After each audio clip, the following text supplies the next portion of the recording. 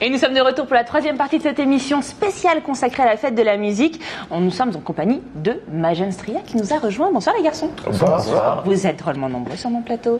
Je vais vous citer. Alors on a Gilles Damouté, Guillaume Partenay, Anthony Petet et Jérôme Renaud. Vous avez tous levé la main à l'appel de votre nom. Vous êtes tous présents. Tout va bien.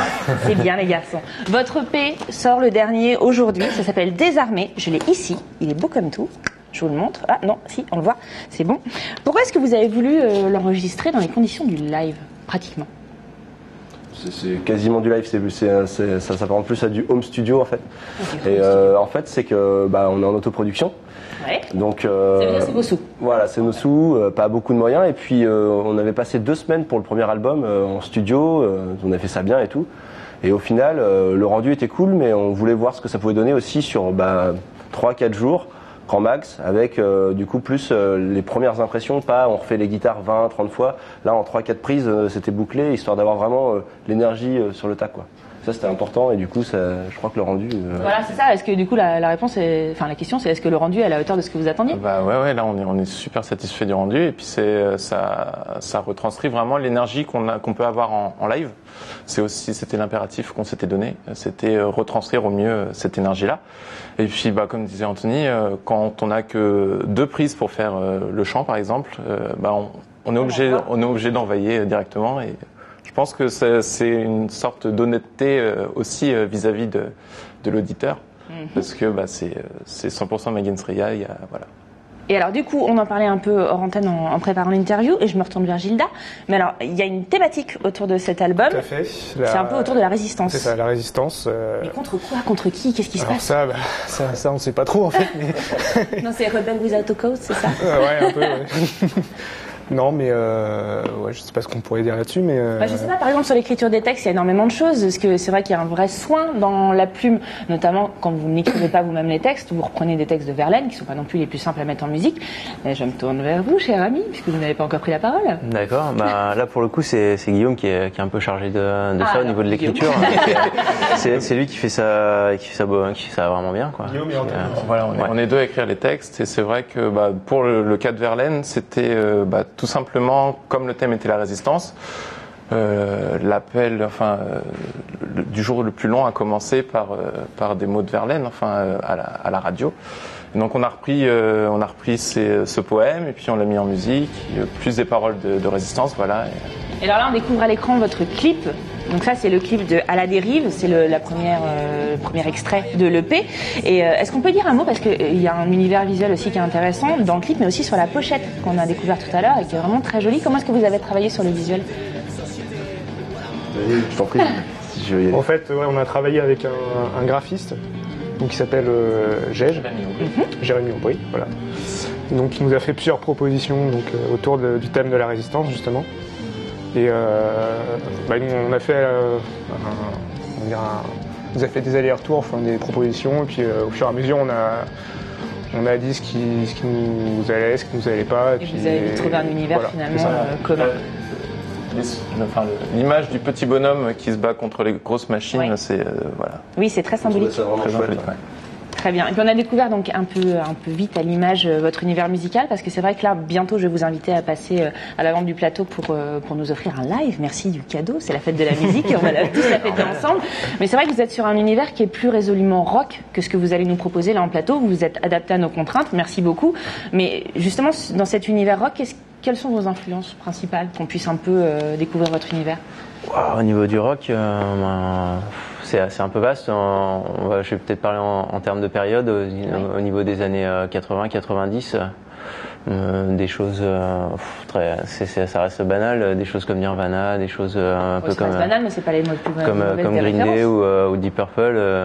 Deep Purple n'est pas du tout dans les 80-90, mais du coup voilà, c'est ce genre de choses. Il n'y a pas trop de limites à ce que je peux moi écouter personnellement. Flowbox aussi. Flowbox, ça rapproche aussi. Après, toutes les influences communes qui nous ont rapprochés tout au début du groupe, c'était les classiques du rock français, donc Noir Désir, Louise Attaque. Bien sûr. Et puis les Blancas, Deportivo, Luc, ouais. Louise Attaque Eiffel aussi. Donc c'est ce qu'on a beaucoup écouté jeune, donc c'est ce qui ressort maintenant. C'est ce qui ressort maintenant. Et alors donc on va vous découvrir maintenant. Je vais vous laisser aller prendre place pendant que je vais conclure l'émission. Merci en tout cas d'avoir été avec nous et de nous offrir ce cadeau à nos téléspectateurs. Je vous laisse y aller. Pendant ce temps-là, on va terminer l'émission avec un jeu, puisqu'il reste quelques places pour la scénographie des dragons à la forteresse de Chinon. Si vous souhaitez les remporter, c'est très simple. Envoyez dragon à toutsurinplateau@tvtour.fr. Et puis ça y est, on va partir en musique dès qu'ils sont prêts. Nous, on vous souhaite une excellente fête de la musique ce soir et un bon week-end sur TV Tour Val-de-Loire. À très très vite.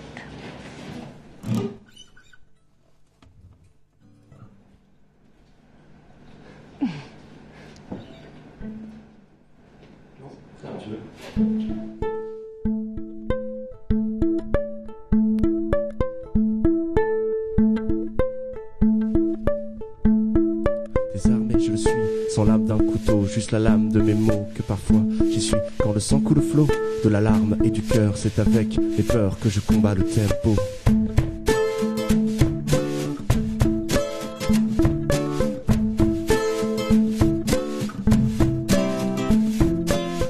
Je le pose comme on dépose une fleur. Si jamais je vous effleure, c'est que vous en êtes la cause. S'il vous plaît, signons la clause dans laquelle on écrira que les cris jusque-là, c'est le signe que l'on implose.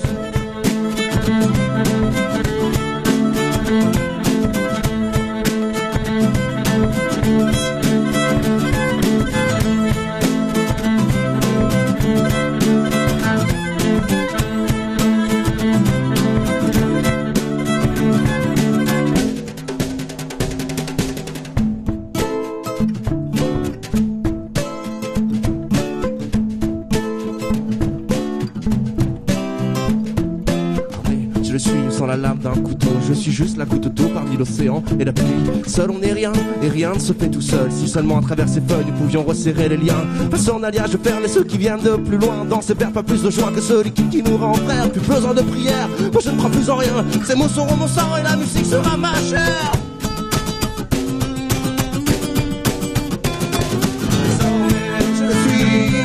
Je suis là, un couteau, juste la lame de mes mots. Parfois je suis quand le sang coule le flot de la larme et du cœur. C'est avec mes peurs que je combats le tempo, combat le tempo, combat le tempo, combat le tempo. Aussi loin qu'il le faut, jusque dans les rires et les larmes, jusqu'au plus profond de ma peau, jusqu'au plus profond de mon âme. J'ai rejeté des briques avec ma plume, avec des brimes comme des enclumes. J'ai craché de grandes flammes, des mots qui brûlent, des mots qui crament. La musique est faite pour être sincère, pour exprimer nos colères dans ce qu'elles sont saines et qu'elles viennent de là où l'on saigne, ça ne ment pas. Au fond de nos sons, aucun mensonge pour exprimer ce qui nous ronge, pour exprimer ce qui nous gêne. On crée notre unique hydrogène. Relève le drapeau et prends ton glaive. Rejoins le combat. Rejoins le combat.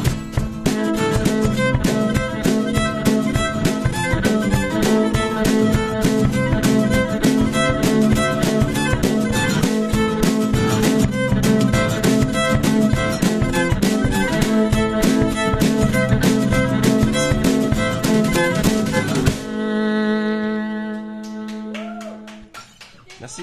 Ce soir à Fondette pour la fête de la musique. Merci beaucoup, Majin Stria.